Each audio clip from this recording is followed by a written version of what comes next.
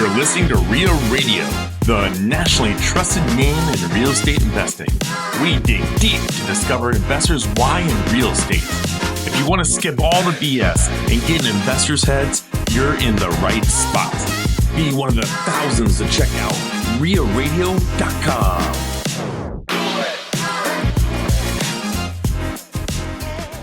We still lost I think 15 grand each, me and my brother, which still sucked. But I did learn a super valuable lesson, which is one, trust your gut. If your gut says don't buy it, don't buy it. And then number two, if you buy someone's failed flip, my opinion, you should assume that, if they stop in the middle of the project, it must be bad. You should assume that everything is not correct. Welcome to REIA Radio, episode 236 with the infamous Jackson Udy. Is it Udy or Udy? It's Udy. Udy's. God, I just Have I never told you that? Right. Have I? I've always said Udy. Okay, so I'm not going to lie. I actually never correct anyone because everyone says Udy, and I just kind of forget. Ever since I was a kid, I stopped correcting people. I've been working with you for what? So I wouldn't have said anything if Owen didn't say anything.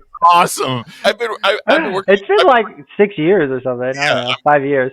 Ted just yesterday, we were hanging out and he's like, yeah, we got Jackson Udy coming on or whatever. And he's like, I've known him forever. He's basically bragging about how long he's known you. And then he gets your last name. Everyone gets it wrong. It's okay. But I just, yeah. You've never corrected me. I seriously, I hardly ever correct you because I'm like, I just gave up. So you know what? I don't know. My last name is Tosh. And everybody has said Cash, and it called me, my nickname in college was Cash Money with my fraternity and stuff, and I was like, you know what? Every time I make a reservation, I'm just like, it's Cash. This seems like a nickname that Ted made up for himself, and now it's just telling people that. I thought it was Cash before you started the podcast, anyway. So yeah, see, there you go. All right, so Jackson, where's home for you right now? You've been bebopping around the U.S. It looks like, based on my notes here. You're in Tennessee, correct? Yeah, that's right. Knoxville, Tennessee. Yeah. Okay. All right. So we're obviously going to tell your story here. Ted, how did you connect originally? Well, I don't remember how we exactly connected, but I was an investment real estate agent, which I still am, with DVG Realty at the time. And Jackson, how did you find me? Was it like an online search? So, yeah, my wife found you, actually. To give a little bit of backstory, we had one property at the time, and I had another realtor, and he was kind of like, I was trying to get him to help me buy some more properties. He's kind of like, well, I don't know why you're buying. Everyone I know selling. This is like 2020. And anyways, I was kind of like, this is odd. So my wife's like, we'll get you a new realtor, no problem. So she always, gets me over the hump whenever I get stuck. So she just went on Bigger Pockets. I think you were the first person she found. She's like, this guy looks good. So I think she called a couple, and she's like, you should work with this guy. Well, May, thank you for that. Yeah, I will, of course. Yeah, May thinks I look good. Yeah. Well, I didn't. See, now she's already going to be mad at me. Ted's got his 1995 picture on there from fraternity. Probably. We know that's not what he meant. But anyways, yeah, she found you on Bigger Pockets. So, then I think I gave you a call, and it's been good ever since.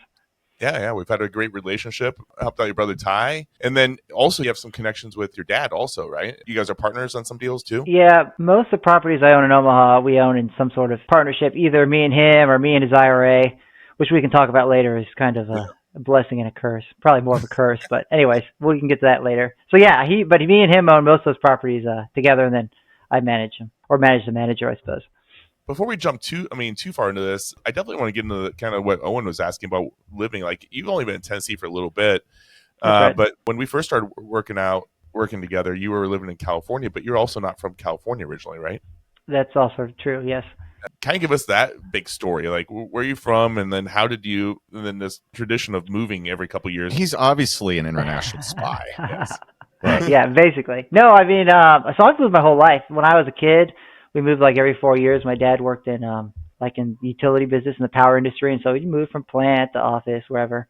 Anyhow, so I moved a lot when I was a kid, and then I went to high school out in Pennsylvania, Western Pennsylvania, and then went to college out in Utah, and then I just got my first job. So I studied chemical engineering in college, and then I got my first job at an oil refinery out in California, and I was like, California's pretty nice. I think I'll try this out. So we moved out to the Bay Area, and then that was nice. I loved the Bay Area, actually. West Coast was great. But my wife did not necessarily agree with me. So So we kind of, stayed there for a while. Just kind of like, this house is kind of small and it's kind of expensive and there's no kids in this neighborhood because every house is $1 million. Not really $1 million, but it's expensive out there, right? And so she's like, maybe we should move to Tennessee. And I was like, I don't know. I mean, I work in oil and gas. There's not a lot of stuff in Tennessee. But anyway, so I started looking and I found this great job where I'm at now and moved out here and kept investing in real estate. And that's kind of, so my W-2 moved me around basically is what happened. Okay, with all the places you live, is the Bay Area the number one? Well, it depends on what you like. So, like, if you like the outdoors, you like to go, skiing on Tuesday and go surfing on Wednesday, and you like to go hiking, and you like, perfect weather all the time, and you don't mind, the very high cost of living, you're going to live in a little house or a little place, probably, if you live in the Bay Area, and you're going to pay a lot of taxes, then yeah, it's great. But if you, don't really like the outdoors, or you don't really care for it, you more just kind of want to, I don't know, you got other interests, then it might not be for you. And then also, I think if you're young, it's really great because you don't need a big place. You don't have a lot of expenses. You don't have kids yet.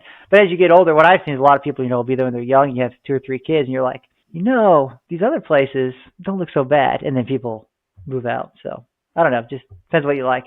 I remember in my 20s, I felt like everybody was moving to California. And then when they had babies, they moved back. It's they moved there. They moved there for Baywatch. Yeah. And they came back for the family life. There's the Midwest has a tractor beam, man. I think it's if you don't escape when you're, in your 20s, you're never getting out of here because the roots start growing and then family keeps you here. But on that note, what's your connection to Omaha? How did this all happen? Oh, yeah. You've been all over the place and never lived here, right? Yeah, that's right. No, I've never lived in Omaha. But my wife has a lot of family in Omaha. So she had a brother who lived in Bennington. She just moved recently, but a brother in Bennington. And then she has other family in Nebraska too. One her parents live out in Columbus. And then she's got a brother out in Fullerton, which is kind of, I don't know, it's like another hour past Columbus. So anyways, so she had all this family out there. And so listeners know they're not from the area. Omaha, you can get pretty much anywhere in about 25 minutes. But Bennington's right outside of Omaha. That's where Colin Schwartz lives. And then we go to Columbus. You're about 2 hours outside of Omaha. We've had Shay Spitz on. She's from the Columbus area. Just kind of give you guys some perspective of distance from the city. Yeah, that sounds about right. But yeah, and so then I guess how I got started in Omaha is my wife's brother, who was living in Bennington at the time, came out to visit. And we were walking around, our little town, the Bay Area, walking along the bay and having a good time. And, he goes, man, he was building a house out there. And he goes, I was renting a house here in Omaha. And at the time, me and May were looking for a market to invest in. So this was maybe 2019 or something. And California was pretty much too expensive really to start. Such a big investment for a new investor is just too nerve-wracking, I think, for us. So anyways, so I was talking to him and he goes, yeah, I was renting this house in Omaha and I couldn't believe how expensive the rent was compared to the price of these homes. It was just bananas. And I went, oh, that's very interesting. You should tell me some more about that. So anyway, so that kind of got my gears turning. And then we looked in the market and I was like, oh, this is pretty, it's a pretty good, I was looking for a cash flow market at the time. And yeah, I was like, oh, this is pretty good. And I have a reason to go here. And so I think we'll just, we'll try it out and see what happens. And then your wife found bigger pockets and the rest is history. So what was your first deal and how did you put that whole thing together not living here? Yes, that's a great question. And so to get my knowledge, what we started with was I think I first read Rich Dad, Poor Dad, like everyone else on planet Earth. And, I was like, oh, this real estate investing thing is interesting. So then I started reading the Bigger Pockets books and I read David Green's Long Distance Real Estate Investing. And what he says in there to do, which is pretty good advice, I think, is you call 3 property managers, call 3 real estate agents, and 3 lenders. That's what it is.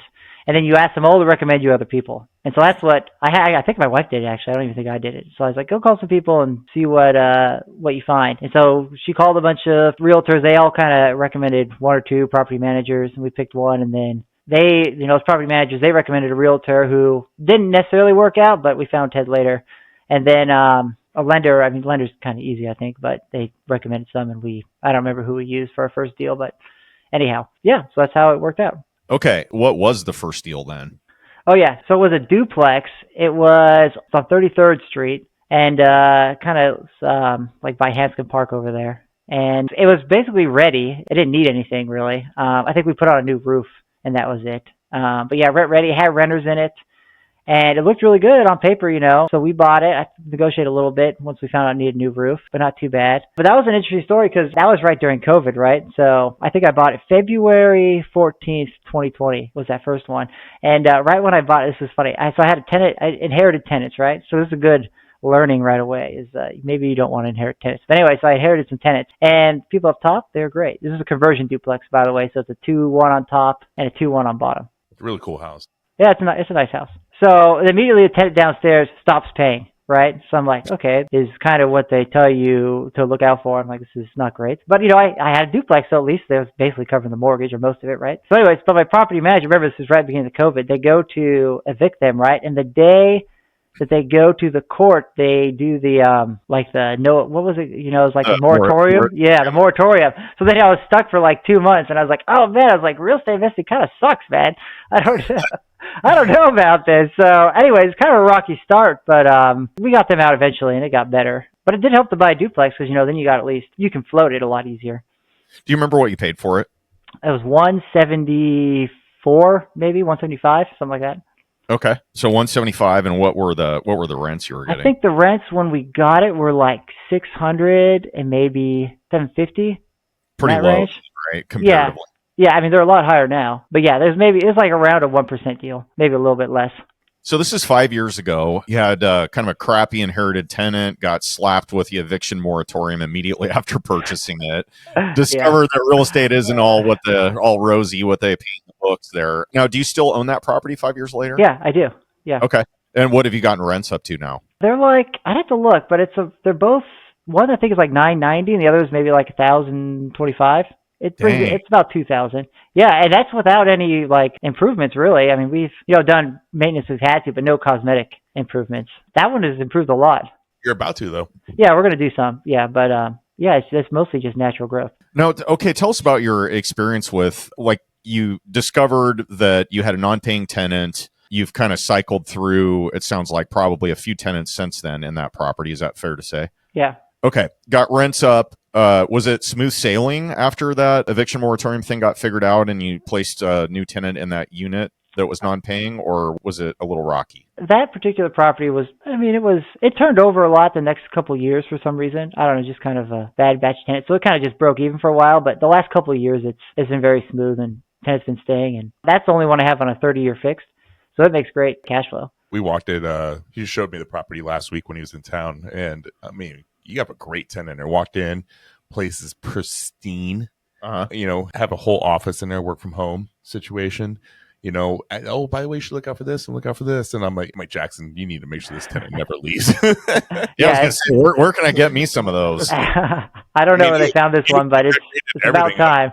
She treated it like it was her house. She owned the place. That's for sure the cleanest I've ever seen that unit. I was like, oh, this is she good. planted flowers and did landscaping up front nice. too. And she's in her 30s. It was good. Yeah. Very good. Okay, so when you got into this, you said, okay, I want to focus on the Midwest. There's much better cash flow there. You found lower price. The price to rent ratio was really favorable for investing. And was the plan just to kind of acquire a few of these to supplement your W-2 income and kind of earmark some stuff for retirement? Or are you I think I really want to quit my job and get out of the rat race and all that? Was that ever part of the equation here? Yeah. So my initial goal was to get, I think I wanted to get 10,000 like everyone's goal, but have 10,000 in passive income. And so however many doors, I thought that was going to be 60 or something, or 100, or anyways. So that was kind of my initial goal. And then I was like, oh, maybe I could be kind of work optional or work less or whatever. But then honestly, and this is maybe something interesting to talk about because you probably don't get a ton of people on this, but I'm kind of I really like my W-2, honestly. Don't tell too many people this, but I sometimes like it more than real estate investing. So, I thought I'd try to quit my W-2, honestly. So this is just more now I'm kind of more this is retirement. And it's fun too, we do some house flipping now, and it can be fun just to have something else kind of that's your own thing, but it's really more just really an investment strategy, I guess, kind of retirement supplement. And it's nice that, it throws off cash. Well, ideally it throws off cash, and, you've had some challenges. Yeah. They don't all throw off cash, obviously, but anyways. So yeah, no, I really I don't know. It's I feel like I've learned it now. And it's I can't really just stop. I mean, we've had like, once you have a couple good deals, you're like, this is, even if you have a couple of more bad ones, you're like, man, this is really good. Like I shouldn't, you know what I mean? I feel like I shouldn't stop. So, but I'm not trying to like quit my job or anything. Gotcha. Now, speaking of your job, you went to school for chemical engineering. Sounds like you landed an oil and gas gig.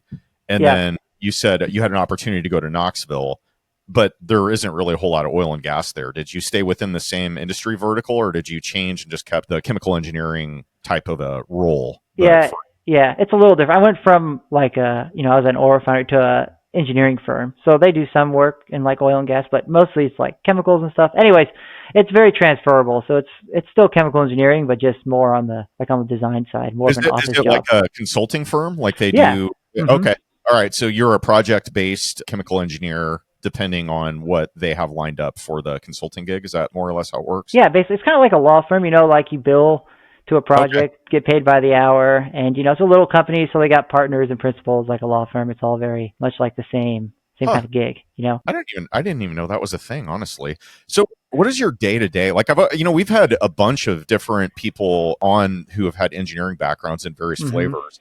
What is a chemical engineer like? What do you do on a day-to-day basis? Yeah. So I like to describe it as it's like an over-educated plumber, basically. I mean, it's basically plumbing, but a little more. You just instead of water, you got gasoline or some chemical or whatever, and you take it from point A in some tank and to point B, and you heat it up and you cool it down and you react it with something else, and and then send it off somewhere else, put it on a ship and send it to Africa or wherever. Anyways, it's like it's like being a plumber, just a little more, intense, I guess. He's Homer Simpson, man. Is it something where like you have to make sure that the chemicals that are involved are stable and transportable, and you figure out a plan on how to get the logistics from point A to point B? Is that am I? Yeah, I mean, there's a wide breadth. That is part of it. Like a typical, like my current job is like, someone shows up and they're like, hey, I want to make chemical Y from chemical A and B. Can you help us figure out how to do it? And we're like, yeah, you need this equipment and you need this much energy and this much electricity, and here's how you do it, and here's how much it's going to cost you, and then you can decide if you want to build it. That's kind of like the typical, like what we do. Now, in the vein of Ted creating his own nicknames, do you make your friends call you Heisenberg at all? No, I don't, but maybe I should. Okay, I had to ask. Yeah, no, I don't. I just love that he laughs at his own jokes all the time. I do. Well, we don't have a laugh track here. I keep saying we need to get a laugh track. Okay, so Property One in the books had fits and starts with payment and non-payment. Got that stabilized somewhat. What was next? Now, you own several things in Omaha, is that right? Yeah, that's right. Yeah, so next was, I bought that first one, and then I kind of got the bug. I was like, I don't know how, honestly, now looking back. But anyways, for some reason, I wanted to keep buying more. And so I remember my dad was also interested. We kind of talked about it, and he's like, hey, we should, buy some together. So I was like, okay, well, how do you want to do this? And what do you want to do? And I was like, well, we'll do like a partnership. So we basically split them, and then so we each put in, a different equity amount, and we'd buy them together.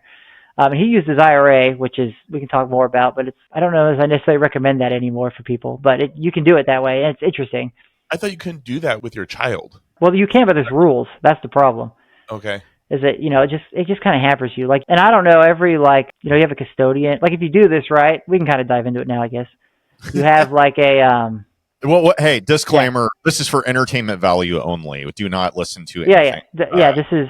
Don't follow this advice. Yeah, it's not advice. I'm just telling you what my lived experience. And don't let the IRS listen to this, I guess. But anyways, I think I followed all the rules. If you do this, you have to get an IRA custodian to have a self-directed IRA, right? And then they go through and they do stuff. And if you're investing with your relatives, there's a lot more rules. So like I don't think you're allowed to really put in any... Like, you're not allowed to do any additional capital contributions. So you got to put it all up front. And then if you have any sort of maintenance where you need capital, you have to kind of like prove it. And then, the IRA has to own like a majority of it. So they have to own at least 51%. And you can't touch the proceeds, right? Like you can't just say, okay, there's cash flow that's built up. I want to withdraw that and pay a trip to Vegas. He can, but the IRA side of it cannot. Yes, I could send money back. I don't know that I ever have actually, but you can. I think, but I think it goes to his IRA. It's not like I can send it to him. You know what I mean? It just goes back into his IRA bank account. You send it to a custodian that manages the IRA account, and that gets deposited into it, and you can't really. Yeah, you can't. Yeah, exactly. So I always thought you had to have like an arm's length transaction with a self-directed IRA. I mean, they said we could do it, so I don't know. We just do what the custodian tells us. This is not tax advice, by the way. Okay, so trials and tribulations of using a traditional IRA or a self-directed IRA to invest when it's someone else's that owns it. That's interesting. So there's sounds like there's some hair in the soup in that approach with regard to like managing the process. I did that for a couple of years. I invested into Jerry Schlickburn's fund for their first like 2 years that they had their fund, and I did a self-directed IRA. And I only had like $40,000 in there, but the return was absolutely amazing for me. But then I wanted to go on my own. But the part that sucked was when I put in their fund, every time there was a transaction, I had to pull it out, put it in, pay their transaction fees every time. Oh yeah. Plus, and then months. Well, then we figured out a way that we could just keep it into the fund and let it roll for like another year and a half before I end up cashing out of it. Yeah, and did you have to pay like a yearly like maintenance fee or whatever to your? Yes. Yeah, and it's pretty high, I think. It's not when you have only 40,000 in there. Well, I guess the message here is these type of IRAs can be a possible source of funds for buying deals. Look into them, follow the tax and legal guidelines along that. So, but yeah, it's definitely an interesting way to put deals together with that type of capital involved. All right, so Dad said, "All right, I'm ready to go. Let's dive into Omaha." What was your next foray into, or your next purchase? Yeah, so our next step, we're like, okay, we bought one. We're like, that wasn't too bad, so we should try and burr something, right? Because that's kind of like, that was definitely all the rage back then. It's like, let's do a burr. So I got Ted as my realtor at this point, and so then we started looking around. We found this house down on 9th Street, so like the east end of Omaha. It's in Little Italy over there, and get under contract. And it didn't need a lot of work. I think we only put maybe like 25 grand into it or something. It's not a ton, just like cosmetic stuff mostly. And tried to do a burr, and I think so we were in it for like so we bought it for 115, 119, something like that. Put in like 20. Yeah, I think like 20. I think I was in it for like 135 when I was done. So anyways, go to get the appraisal done, and I think it appraised for 155, and I was like, oh. Well, I didn't fully burr it, but I was like, I got a little equity here, right? Like, it's where I'm in at 130 something and it's worth 150 something. I'm like, oh, this is not too bad, right? And then that kind of got the ball rolling. We're like, well, what else can we do? So we kind of started buying different things, mostly with the intent to burr a lot of them. I think after that, we got one in Council Bluffs a few months later that was just like a 1.5% deal. So we just bought it. Another one we didn't do anything with, but all the rest were pretty much all burrs that we bought in Omaha, trying to, except the duplexes. Yeah, right. Except for that. Yes, right. Yeah. Actually, I think. Oh, yes. Oh, yeah, you're right. The ones on Park Ave. Yes, you're right. I think Owen actually used to own those. He did. Yeah, I saw that actually on the tax receipt. They were. It has red letter on there. Yeah, those things are. Yeah, those are a lot of fun. They keep me up at night sometimes. But anyway. Because Colin had them off market. Jackson bought them. We did a hard money loan originally through you. Yeah, that's right. Oh, that's right. Yeah, I actually forgot about that. That's true. Bringing it full circle now. We Brandon and I bought those. God, what was it? We bought both of them, I think, for like 160 a piece or something like that. And these are big. I mean, these are they're 3 and 4 bed units, if I remember right. Right. Yeah, 3 and 2, but they're big 2-bedroom units, and and big 3 bedrooms. So we bought both buildings for $320, and then I think we sold them to Colin for. We made 60 grand on it. We owned them for like a month. So Colin bought them, operated them for a while, and then I evidently sold them to you. And then I came back around in the picture with the hard money, not knowing. Anyway, it's a small world. Yeah, it is a small world. So we've had a constant conversation on this because they are building a track line that's literally six, like 2 blocks maybe. Yeah. It's the 2 blocks. Is it 2 blocks or is it right down the end of that current block? It might be the current block. You probably know better than me. But they're building the streetcar. The streetcar. I think I was gonna say rail car. Right by there. And the conversation right now is he's like, man, I really kind of want to sell this. But I'm like, man, next year in that rail car system's gonna be in. Property values are going up. They built up new apartment complexes literally all around him. Yeah, he's surrounded now with all new buildings.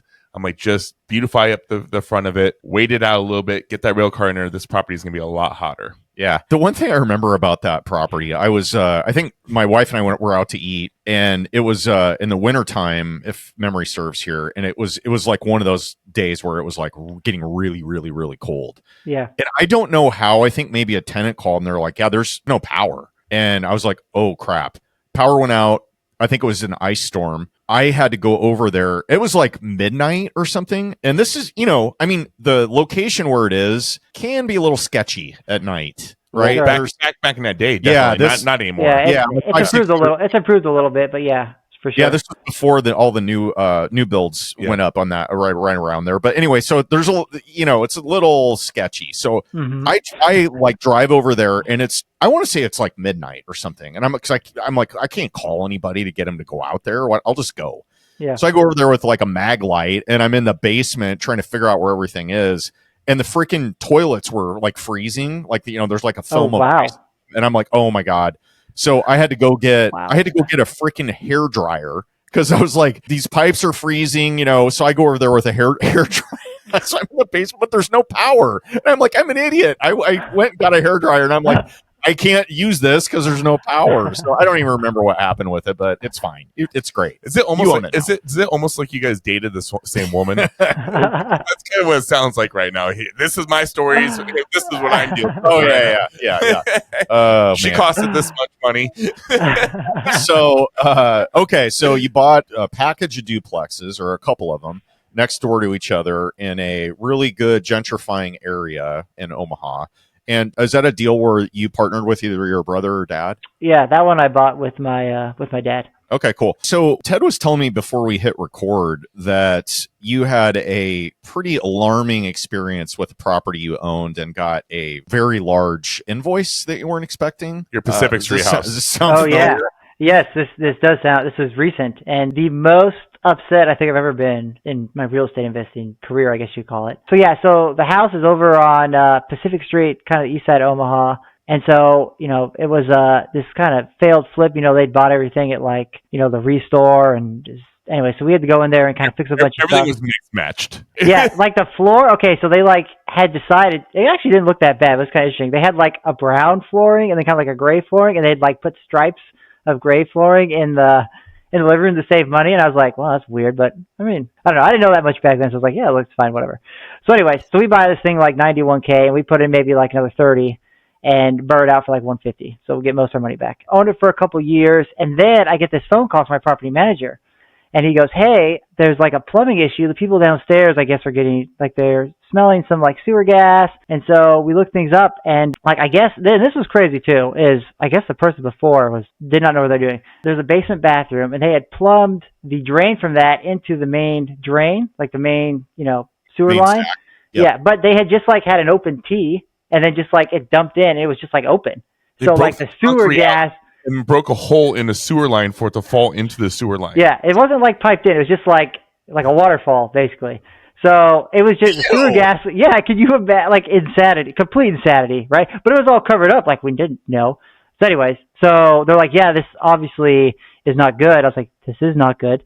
So like, okay, so we need to fix it. I was like, okay. So I sat and talked with their maintenance guy, our property manager maintenance guy for a while. And he's like, okay, you think it's going to be like, how much are we thinking? And he's like, I don't know, like, they don't tell you, obviously. So I was like, so less or more than 10? He's like, oh, yeah, it should be a little less than 10. I was like, okay, great. Like, you can go do the work. In my brain, I'm like, this would be around, $8,000 or $9,000. It sucks, but it is what it is. So anyways, I don't hear anything for a couple months. Life gets busy, I'm flipping houses here in Knoxville at this point and doing other stuff. And so I'm like not even thinking about this property. And I get a phone call like 6 months later.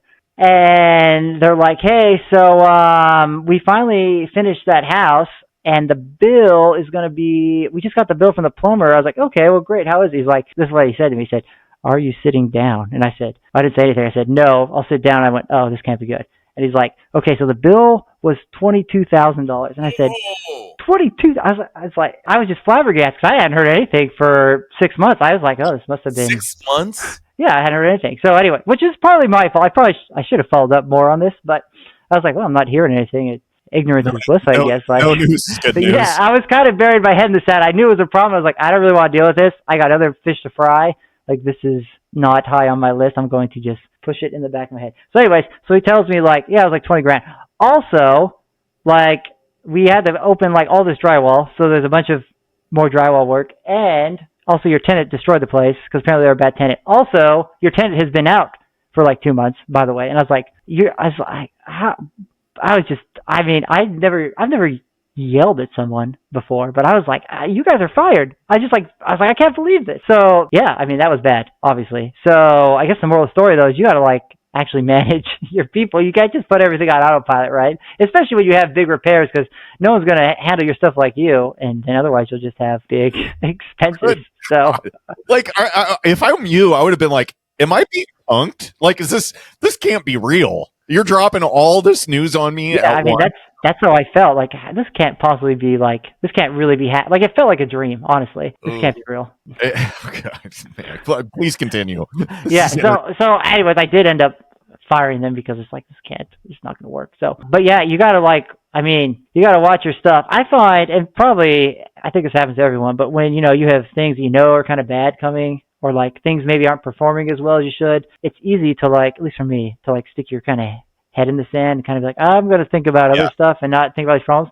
And that's what'll get you. So, because it's easy to like look at your, when your property's making money, like pull up your statement for your property manager, like, oh, look, I made $700. Like, great I'm the day. smartest man in the world. Yeah, I'm like, I'm a great investor. And then you're like, your properties that don't make money, you're like, maybe I'll look at that one, next month. So anyways, I'm just saying don't do that because you might lose more money and it's not very fun.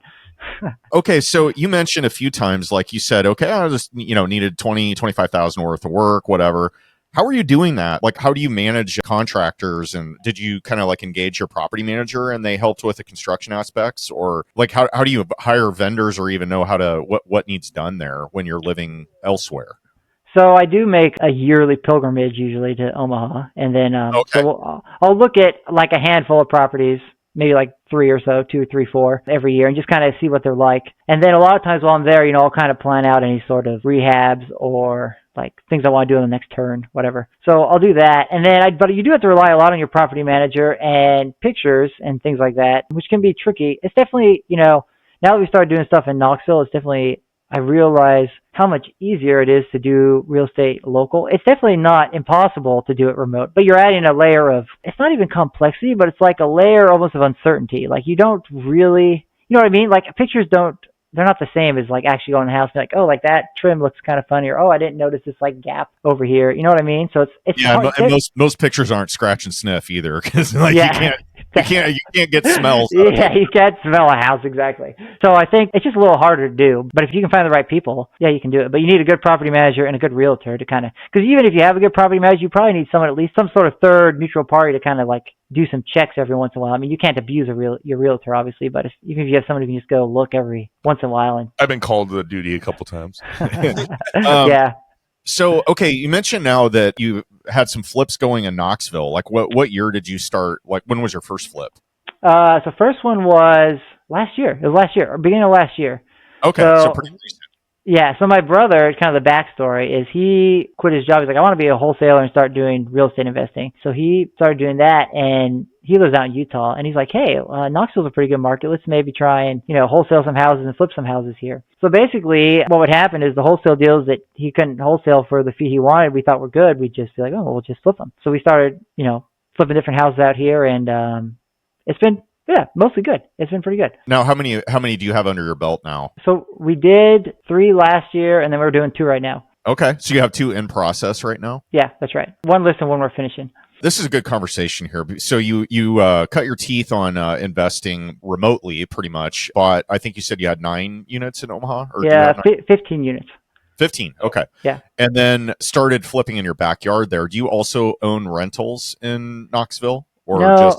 just doing transactions? Yeah, no, just transactions. And we look at it a lot with these properties, but just with price with point. The way, price point and the way interest rates are, just usually it makes more sense for us to flip them. So we do. Okay, comparatively, Omaha to Knoxville, like price wise, what are the, I guess, similarities or differences? So Knoxville's a little more expensive, but their property tax is a lot cheaper.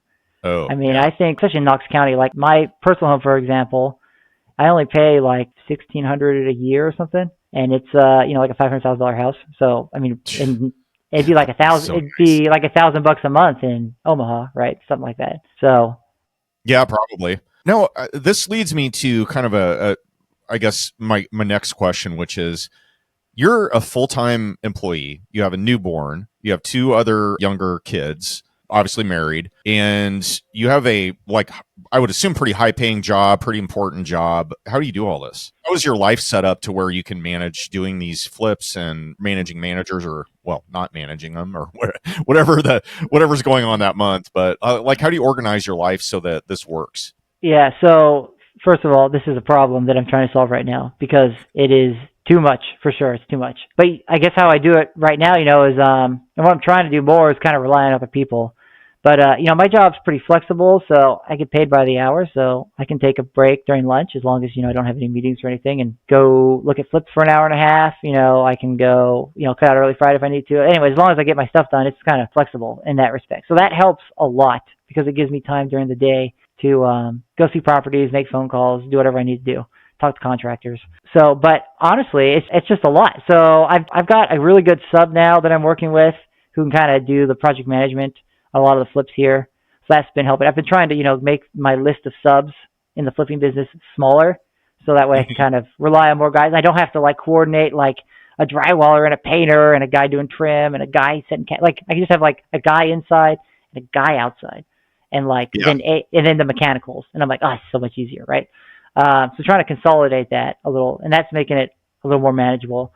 And then, me and my brother too have tossed around if we do a few more flips, maybe hiring a project manager or something, trying to get someone to kind of take on at least put the flipping business more on autopilot, so it's less than 5 hours a week, ideally. Yeah. But yeah, it's just honestly right now it's running on fumes basically, and so it's just difficult basically. I don't have a magic solution. I haven't figured it out yet. Well, and you've probably got, new baby sleep patterns too that are really hard to, kind of get your life together, yeah, sure. Get schedule to a point where you can operate at an optimal level. That just doesn't exist when you have that type of situation. Just wait till you get 5, 6, 7 kids. Hopefully I don't have quite that many, but I don't know what ever sleeps. Okay, so on the family aspect, is your wife involved in the business at all? Not really. She'll help a little bit, maybe with some design stuff on flips, but pretty minimal. Though I will say she always does, I gotta give her some props. She always does manage to get me, whenever I get stuck on something, she does always seem to find a way to, get me over the next thing, whether it's like I talked about, when I couldn't find a realtor, I was like, maybe I should stop by, and she's like, no, we'll find Ted. And anyways, she's always helped me a lot, so I gotta give her credit, but I've kind of let her be less involved, and it's been good. Yeah, I just I'm thinking back to when I was, had a W-2 and I was in young kids and trying to manage flips and rentals and all that stuff. And when you're in it at the time, it just becomes the new normal. And then once you're removed, you're kind of, you have some time behind you. You look back and you're like, oh my God, I was a psychopath during that time. Or I don't know how I got through that, because looking back, you're like, wow. But yeah, you're kind of in the season of life where it's like you're, approaching your peak earning years in your profession. A lot of times you've got, kids in place now and family is starting to take roots and all that. So it's really cool and admirable that you've been able to kind of add real estate investing to your life and be able to, I guess, manage it. And hey, we're all still vertical, right? So I guess that's step one. But what do you see in the next, I guess, looking ahead, maybe over the next year, 2 years, 5 years, what do you see taking shape in your investing side of the plate? Yeah, good question. So I think we'll probably start selling off a few properties in Omaha, just kind of trying to, want to keep the winners and get rid of some of the ones that don't perform as well. So we'll start doing that. I'd like to keep flipping, at least 1 or 2 properties at a time, and kind of get it more on autopilot, so it's not a huge time suck. And then the other thing actually we've been looking at, it's kind of interesting, is placing mobile homes out here. So we've got a deal doing that right now where we actually demolished a little 600 square foot house and put a brand new mobile home on it. And we haven't got through the whole process yet. We haven't sold it yet, so TBD how it will turn out. But the numbers look pretty good, and it seems to be. We met another guy who kind of does this method, I guess, and it's pretty interesting. And compared to a flip, it's a lot more streamlined. You know what I mean? In a flip, you have a discovery phase where you kind of open up walls. You're like, oh look, the plumbing's got holes in it or whatever. With a mobile home, there's less of you just kind of you buy it and you set it down, and it's kind of there's less unknown. You know what I mean? It's more straightforward. It's an easier process, which I find really attractive because I'm trying to I'm like, how can I do more with less, right? And that's this is a good strategy. It's a little more straightforward. Is this an actual mobile home, or is this just a prefabricated house? No, it's like a mobile home. Now you put it like you have to site it and put it on the right foundation so that you can title it correctly. It's a manufactured home. Right? It doesn't have wheels. No, it still has wheels. But at least, and I think it might be different by state because I looked at doing this in Omaha too, and it wasn't going to work. But in Tennessee, and you should have my brother on; he can tell you more about this because he does most of it. But if you put it on a permanent foundation and attach it correctly, then you can turn that title into a deed, is my understanding, and then it becomes permanent property, and then you can sell it like a house and get conventional financing. Even if it's a HUD home, doesn't necessarily have to be a manufactured home. Even if it's like a trailer, you just got to have it on the right permanent foundation. Now, okay, so I've never actually demoed an entire house. I know this one was really small, 600 square feet, so it's probably one bed, maybe two beds. But what does it cost to demo a house? It's not that bad. I mean, this one was like, honestly, most of it's in dump fees, but I think with the dump fees, it was like maybe 10 grand. 10 grand or something around there. Yeah, 8 to 12. Do you just go out and hire a bunch of crackheads, or do you actually hire a legit demo company? We hired a legit guy. So, like, the interesting thing, too, about these mobile homes is, they have these sales guys, and they want to sell you so bad, they just hand you the contractors. And you can also shop against your own, which we did. But anyways, they had good enough prices the deal worked, so we just used their demo guy. But I was a little too busy, but I actually wanted to just get the excavator and demo it myself. Doesn't that sound like fun to go demo a house? Yes. Anyways, I was like, it'd be super fun, right? So, and the rented excavators only have you ever looked? They're not very much. It's like $900 for a weekend. So it's like, dude, how fun would it be? Anyways, I was too busy to do it, but I was like, man, that would have been pretty fun to go demo a house. You just go out and just like knock down a bunch of trees and crap, and just like knocking a roof. And I don't know. It sounded fun to me. My brother was like, "You're crazy. We'll hire a guy." I was like, oh, "Man, this is no fun." But anyways. And your brother, is he still in Utah then? Yeah, he's still in Utah. Okay, so what line of work was he in before he decided he wanted to go into wholesaling full time? He was a software engineer. Oh, okay. So engineering in the blood, evidently. Were your parents engineers? My dad is, mechanical. Okay. Yeah. Now, so your brother decided to do that. I'm just curious on this because, is he making a good living at it? Was it worth it? Was it a good decision in hindsight? I don't know. You should have him on, but it's not always been good. I'd say it's been hard, and that's something I'd say too. Like if you're I've thought about a lot with him quitting and me just being so busy. I'm like, man, if you have a good W-2, it can be very hard to replace your income. It looks not so hard necessarily on social media, right? And it obviously can be done. Like people do it all the time, but it's not an easy path. I don't think. At least that's what I've seen, with my brother. So yeah, no, I think wholesaling it's the most common entry point into real estate investing typically, but it is the hardest aspect of real estate investing, in my opinion, because you have to know everything that is going to be involved in flipping a house, and then you also have to negotiate it so well that you can build your own margin into the deal, right, which is hard, right? If you're just if you're an end buyer flipper, like I always have been, or wholesaling or whatever, you just have to worry about your margin. He's got to worry about his margin and his end buyer's margin.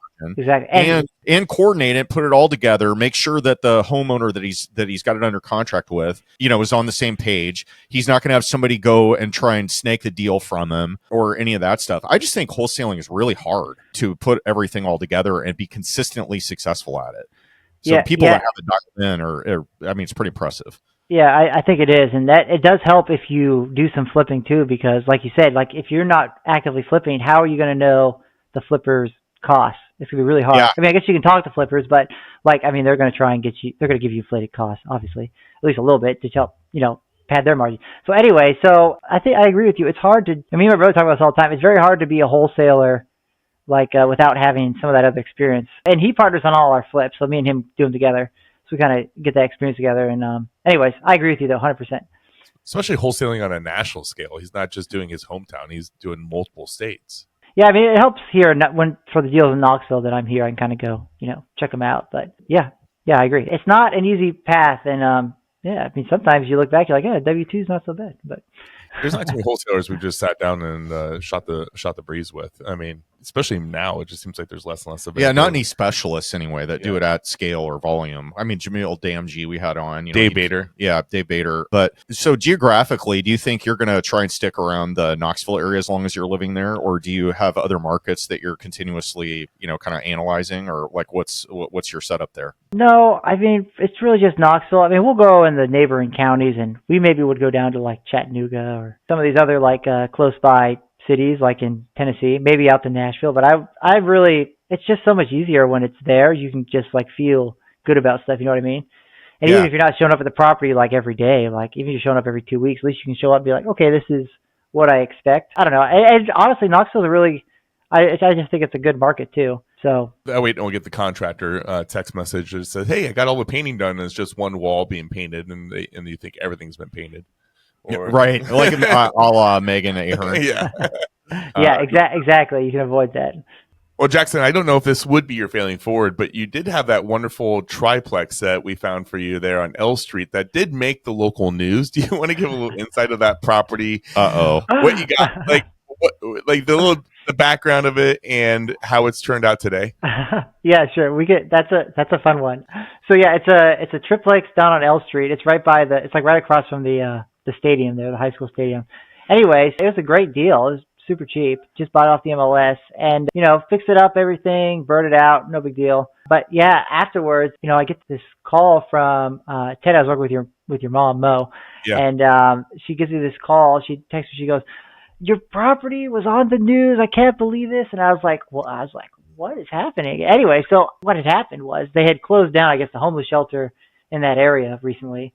And so there was a bit of a homeless problem that developed. And this property had a nice big like side yard right on L Street. So I guess the homeless set up shop and the tenants were like, "We're not going to call the cops, I guess."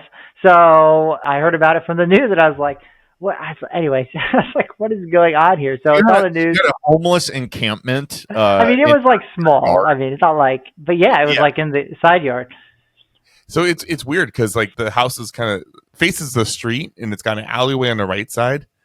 And then the left side is like what would be the backyard, but it's a side yard. Yeah. And it stretches all along L Street. Okay. And like he's like, "What should I do with this? Because it's worthless land and it's got tons of big trees on it." Yeah. And I'm like, "Man, if I was you, which would cost some money, but I would take all these trees down, dig this out, and then I would put plugs in and rent the spots out to taco trucks." Because there's he tells me this every time I come to Omaha.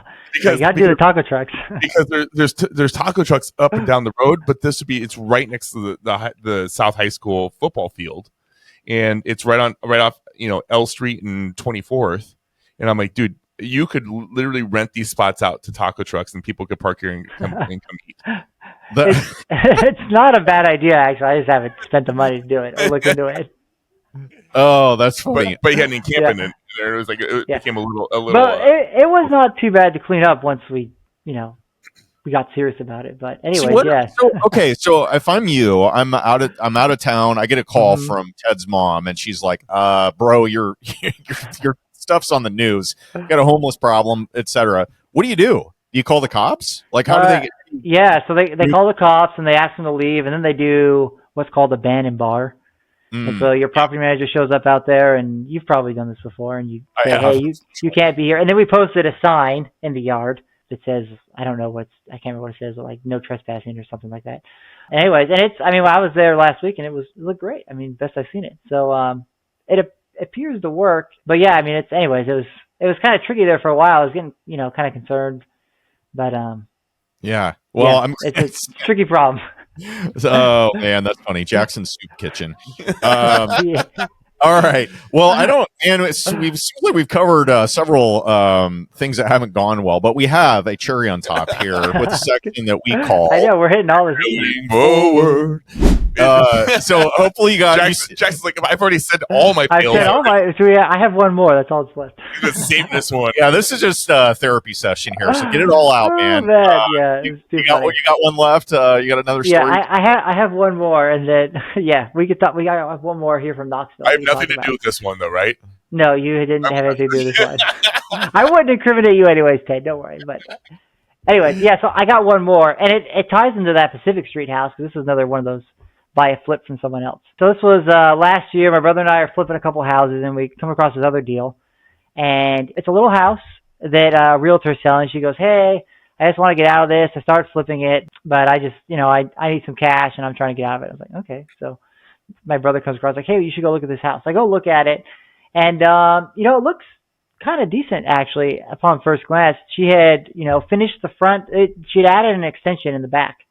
And so took it from a 2-1 to a 3. She's going to make it a 3-2. And so it had a foundation. It was all framed, a big bedroom, walk-in closet, bathroom, all this stuff. And it looked kind of nice, initially. And she had, the front was already like ready for cabinets and everything. It had all the drywall, all the mechanicals in. So it was like, 70% of the way there or whatever in the front. And the back was framed. And, so my brother is in Utah looking at this, and he goes, hey, this looks like it shouldn't be too expensive to flip, Like, I think we had budgeted like 90. So I was like, okay, so I look at it. It looks okay. But, I'm like, well, we're using a contractor, so let's bring in our GC and kind of take a look at it. And he looks and he's like, oh, yeah, maybe. Like, it's like, it's got all the plumbing in. Yeah. And it's got all electrical in. Yeah. Okay. Like, this could, maybe it's like a little more than 90. He's like, I think it might be a little more. But I remember my brother being like, how could this be, more than 90? It's like mostly done in the front. Like, it's not going to be $100 square foot. And man, I just remember kind of getting this gut feeling like, I don't know about this house, man. It's like, and it was kind of an interesting one too. It was kind of like, it had an easement, so it was kind of behind another house. I think it was part of another property and they had split it. So anyways, that was a little odd. But I was like, I don't know, like, they cover some of this stuff up and go with the gut. Go with the gut. But I was like, I kept telling him, I don't know. But he's like, this is famous last words. My brother says, and I love my brother, so don't take this wrong way, but he says, it looks good on the, it looks great on the spreadsheet, right? Like, it's got to work. And I'm like, well, it does look good on the spreadsheet. So I'm like, okay, we'll buy it. So we buy this property, and surprise, everything was bad. So, when you find Jackson house, that's exactly how he does it. Okay, let's buy it. He gets all excited. I've learned my lesson. I'm a little more cautious now. But anyways, because once you get burned a few times, then what do they say? Fool me once, shame on you. Fool me twice, shame on me. Anyways, so don't get fooled twice. But so we buy this house, and so she pulled the permit, and we're like, okay, good. So this is all be like permit. She had pulled the permit, yes, and we knew that. We're like, okay, good. She had a permit, like this is good. But what we didn't realize until after we bought the house, which was our first mistake, was that she had never had any inspections when she pulled the permit. So like they had a whole back of the house there the city didn't know about, and so they're like, well, they're like, okay, well, so first we had to like go test the foundation, and we had to like look at the framing, and then we're like, oh, hey, some of this framing's off, and then we're like, oh, the roof slope is not enough, like it was, wasn't. Oh no! Like so, it wasn't. Yeah, so there's some framing issues, some roofing issues. So then we go look at the plumbing, and the plumber's like, I don't think this is up to code either. And then the new electrical was way not up to code. Oh, but it was hidden because like there was it was drywall ceiling before, and there was no access. So we're like, oh. We had budgeted for some of this to go wrong. Like we knew like not everything is going to be right, but we did not budget for all of it to go wrong. So we get this far and we're like, oh man, our costs are starting to balloon and we haven't even hardly started. We're just like trying to get the permit. And the city's like giving us a hard time because this house has, been passed around like a hot potato. So they're like, what is going on with this house? And we were stupid enough to buy it. So eventually we get to the point where like, hey, our contractor, like, hey man, you're a great contractor. He'd help us do some beautiful flips. But we're like, you're not our cheapest guy. And if we do this project with you, we will definitely lose money. So we're going to try someone else. He's like, yeah, you'll probably lose money with me, so that's fine. And I don't think he didn't really want to do the project anyways. Another red flag. Anyways, so we hire another guy who we find, and this guy is kind of a disaster. So he kind of goes around in circles and circles and takes like 3 months to get the permit. And he's like, everything is still just going wrong, right? So I was like, man, this is bad. I was like, we could lose a lot of money on this property potentially if we don't figure something out. So what we ended up doing is we had actually just sold another house in a neighboring town as is, basically like a wholesale, but we'd like bought it, cleaned it up, and like a wholesale, I guess, cleaned it up and then sold it, right? Just cleaned it out. It was a hoarder house. And so we're like, hey, we sold that for like $77,000, but while we were under contract, someone else had come in and offered $85,000. And I was like, hey, where's that guy who offered $85K on that other house? Maybe he'd want, because that house was bad. And I was like, maybe he'd buy this house. I was like, and we showed the house. He's like, yeah, I'll buy it for $115, which is what we bought it for. And so we were like, this is the greatest day ever. Now we held it for like 7-8 months or something. So we still lost, and we did some work. So we still lost like, I think $15,000 each, me and my brother, which still sucked. But I did learn a super valuable lesson, which is one, trust your gut. If your gut says don't buy it, don't buy it. And then number two, if you buy someone's failed flip, my opinion, you should assume that, I mean, if they stop in the middle of the project, it must be bad. You should assume that everything is not correct. Like all the mechanicals, like everything. Because that was the same problem with that Pacific Street house we talked about earlier I had, right? Where it's like, oh yeah, this looks pretty good. And then, nope, it's not good. It was a nightmare once you took everything out. Like everything was hidden. Yeah, exactly. So that's the other thing I would say. If you're going to buy someone else's like halfway done project, like I would always assume that everything that can go wrong will, mechanicals aren't correct, like unless you can verify all that beforehand. Yeah, just anyways. Maybe we need to title this podcast, Don't Buy Failed Flips. Yeah, honestly, you should. I found those actually, when I was working on Jerry Mike Schlipper, and I found a couple of those too. And each one of them, looking back, were complete nightmares. I found that, and I 100% agree with you about the gut check, because I've gone against my instincts on, obviously several occasions over the years, and typically does not turn out well. And, the thing about failed flips is too, they'll pitch it to you like it's a great thing because, there's materials already there. Like you don't have to buy materials. You're going to get big cost savings and whatever. And then you get in there and they didn't, either didn't pull permits, pulled the wrong ones, hired contractors that weren't licensed, or they did the work completely wrong. And there's a reason they didn't finish the project. People will be like, they just ran out of money or whatever. It's like, okay, why is that? Why did they run out of money? I mean, obviously they had a plan. Yeah, and if it was going to go well, they probably would most people would find the money, right, and finish the project. I mean, you learn more off of, hiccups like this where you are considering yourself lucky to be able to lose $30K collectively between you and your brother. But you were like, thank goodness, because now that thing's off our plate and our mental radar where we don't have to constantly worry about that exactly all along. Yeah. Yeah, because then that allowed us to go buy some more flips that could actually, make you money as opposed to just spend another 4 or 5 months and then still losing $30,000. Like, why? You might as well hit reset, that cut your loss, basically. Hey, but it's you're failing forward for a reason, because otherwise you wouldn't have learned something out of it, and you said you wouldn't take it back. Yeah, I mean, well, I don't know if I said I would take it back, but I definitely learned the lesson for sure. One thing that we didn't really cover much, and I was just curious if you wouldn't mind sharing, how do you put together like financing and like what's your approach for buy a new property? What like how do you handle that? Yeah, so like for the flips, we'll do a combination of private money and hard money. Mm-hmm. We'll do like usually friends and family for like sometimes we'll do it for all of it. It just depends. But usually for like the down payment and like kind of like almost like our operating cash, you know what I mean? Because you need some money in there between like when you get paid and when you pay your contractor, when you get paid from the hard money company. And then we'll use hard money. We like Kiavi. They've been really good. We started using them. Although we have used you before and you've been good too. Do you guys do Tennessee? Tennessee has usury laws that are really prohibitive for if you're a hard money lender. Tennessee is not real attractive because I think they have a max interest rate you can charge of like 12%. Don't quote me on that, but we do get deal requests sometimes or funding requests from people in Tennessee, and we've researched all 50 states, and Tennessee is a little like it's not as attractive for. Yeah. But Kiavi's different. They're a national outfit, and they typically will have warehouse lines that they basically get capital from. So most of the larger hard money lenders that are national typically have their own lines of credit that they're working off of, whereas we have investors and lines of credit. So our blended interest rate that we have to pay out to be able to deploy debt is going to be higher than somebody like Kiavi. So they can typically charge a little bit less and still make decent margins. But yeah, to answer your question, Tennessee typically isn't all that great for us.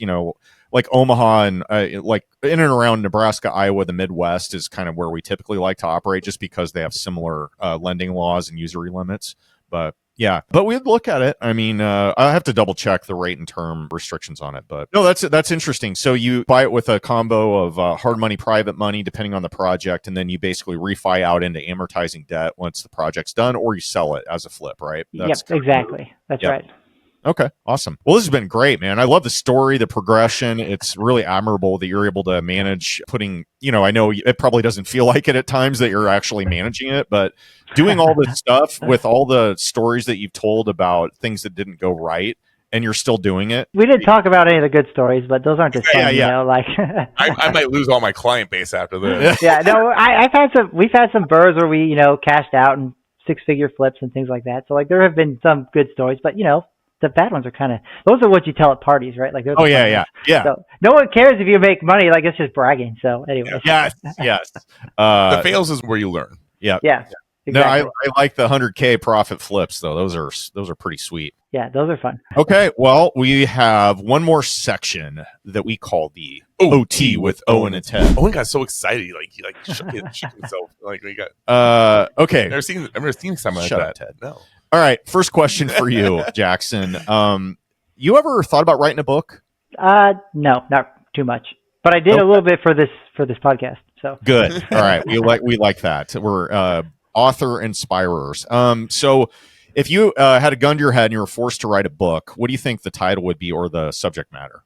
Yeah, so I did kind of riffing on the same theme we have here. Is I'd probably call it Investing Stories and Lessons Learned, and just, you know, tell all these, be like little stories and then little like lessons, you know, because I just think that'd be kind of like fun. It'd be easy to write too, you know, just write a story, what's the lesson, and have a little compilation. Yeah. Chapters and address. You could do it that way too. Yeah. Yeah. I was kicking around for a while about like, you know, trying to put like a collaboration book together with all the investors that, you know, I know, and tell their horror stories. It was just like the whole book is all about like stuff that went bad. Yeah, I think it'd be a great read. I don't know to convince anyone to invest in real estate, but probably not. Yeah. But I would read. I mean, it'd be fun. So, anyways, literally take the podcast show notes and then drop it. True. Yeah, that's true. That's yeah. All of our feeling forwards and just put a compendium together. Yeah. Well, speaking of podcasts, it's Jackson Udy's podcast. Doesn't have to be real estate related. You can interview anyone in the world today on any topic or anybody you look up to. Only caveat is they got to be alive. So it has to be alive? Oh, you didn't tell me that. You can't pick Hulk Hogan. And so, who is it? And what's the one question you'd want to ask? Okay, you have to radio edit this because I haven't picked it. I haven't. Who is the dead person? So I've been on this like history kick recently, reading like history books. I've been reading books like from this is not real estate related, obviously, but like from like kind of mid 1800s.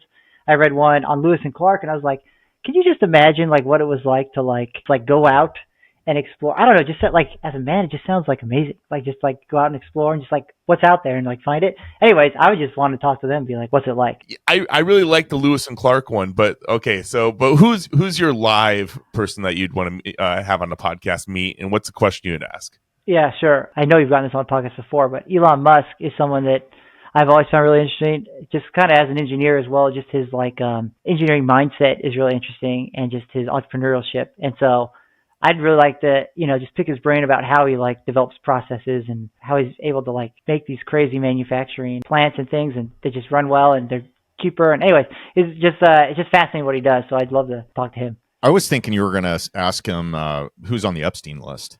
Yeah, he says he knows, right? But anyway. Yeah, apparently. I don't know. When they were zinging each other on X, formerly known as Twitter, they're right after the big old split with Donnie. Donnie. Yeah, I value my life too much to get into that. No kidding, right? I tell you what, though, Elon's been the number one mentioned person on here, period. But I mean, the way he can multitask through all these different companies, the way he's grown, it's pretty admirable. Yeah. Okay, so speaking of valuing your life too much, we are now at your funeral, and you have somebody going to be walking up there to talk about you. Who do you think it'll be? And what kind of story do you hope to leave behind besides failed flips? And, yeah, hopefully not just that. But so I hope it's my oldest son, Noah. And I hope that, you know, he talks about, you know, that I was a good dad, that I was around. And ideally, I want to teach them to, you know, all be self-sufficient, God-fearing, just be, you know, good people, essentially kind people. So, I hope he says that, and that's what they remember me for. Do you think all three kids will be engineers following in your guys' footsteps? Good question. My son, I would say, has a pretty good chance. But my daughter, she's kind of more got the artist touch than either of anyone else in the family does. And then my youngest is, you know, too soon to tell, but one can dream, right?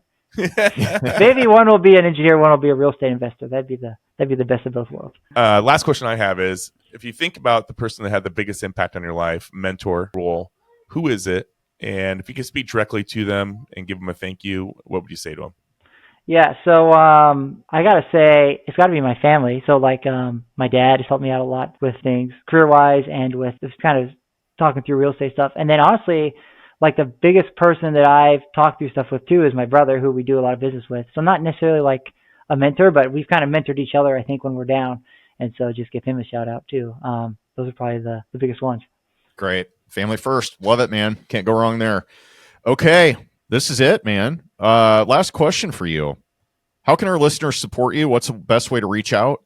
And are you looking for anything in your life or business right now that somebody could connect the dots for a contact? Yeah, sure. We're always looking for deals in Knoxville. So if you have any wholesale deals you want to sell us or anything might be a good flip, that's always useful. We're also looking to sell a few properties in Omaha. So if you're interested in buying, you can reach out to me or reach out to Ted. And then if you want to get in touch with me, then hear more horror stories, I guess, then you can email me at jacksonudy@gmail.com, or you could get on my Instagram is the only Jackson Udy. Nice. Yeah. We'll make sure we tag those in the show notes. And when we do go live here, we'll make sure that that is tagged on our Instagram also. So that way we're connecting right to you. Sounds great. Well, Jackson, as always, man, it's been a fun ride the last few years. Just so you guys know, listeners know, we have also found some good deals for Jackson. And every deal made money in the end. He just had some headaches. Yeah. This is the contrarian podcast, I guess. Just It was fun. Save my real estate business here. Sorry that I was such a Debbie Downer, but it was there's been lots of good stuff and we had lots of fun. We've had lots of fun, and it's always good when you come to town. I'm bummed that you didn't get a chance to meet Owen when you were in town last week. We did go to the Caffeine Cap Rates event, though. Yeah. He's like, is this how it always goes? I'm like, no, usually Owen takes a little bit more of a commanding lead of the event. So.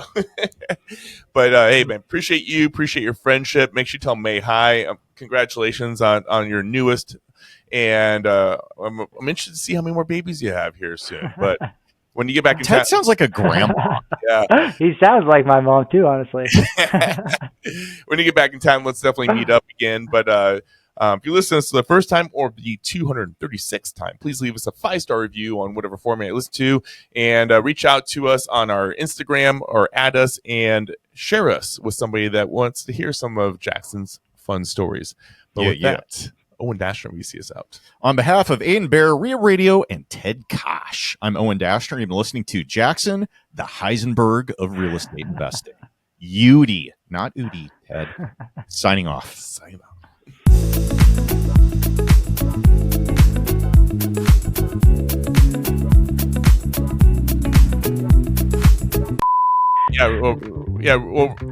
We'll pause right now. Are you buffering? Yeah. We'll redo it right now. The whole thing about explorers back then, right? I wonder if they were viewed from other people, like general society, as like social media influencers now. Because they're like, oh, you're an explorer, in air quotes, because they're just like wandering randomly around the wilderness. They're like, hey, John, how's the exploring going? You know what I mean?